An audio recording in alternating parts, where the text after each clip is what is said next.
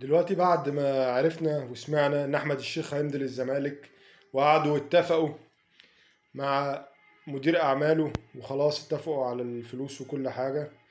رجع قال لك ايه؟ لا طب خليها بكرة، طب خليها بعد. وبعد كده كلموا مدير اعمال قالوا له احنا مش عاوزين احمد الشيخ. ليه يا جماعة مش عاوزين احمد الشيخ؟ قال لك لا اصل هو من فترة ما جه ينتقل للاهلي واحنا كنا عارفين انه مضى للزمالك ساعتها. عب في الزمالك وقال ربنا انقذني والعنايه الالهيه انقذتني من الزمالك. يا جماعه الكلام ده، ما الكلام اللي انتوا بتقولوه ده انتوا بتهرجوا. هو رمضان صبحي ساب الاهلي وراح بيراميدز ليه؟ واحنا كلنا عارفين ان الاهلي هو اللي عمل عشان الفلوس. احنا دلوقتي في وقت احتراف، مش وقت ده قال عليا كذا وده قال عليا كذا. هو احنا ايه اللي بنعمله في نفسينا ده؟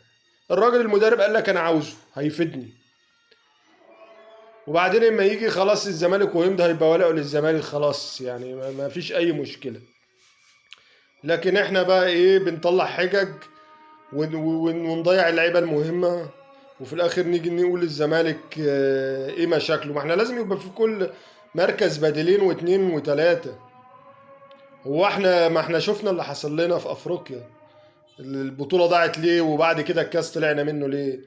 عشان اللعيبة جالها كورونا مصابين وما لهمش بديل.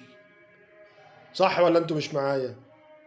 مش عارف. يلا، مش عارف هيعملوا فيه ايه اكتر من كده. ربنا يسترها علينا وينجينا.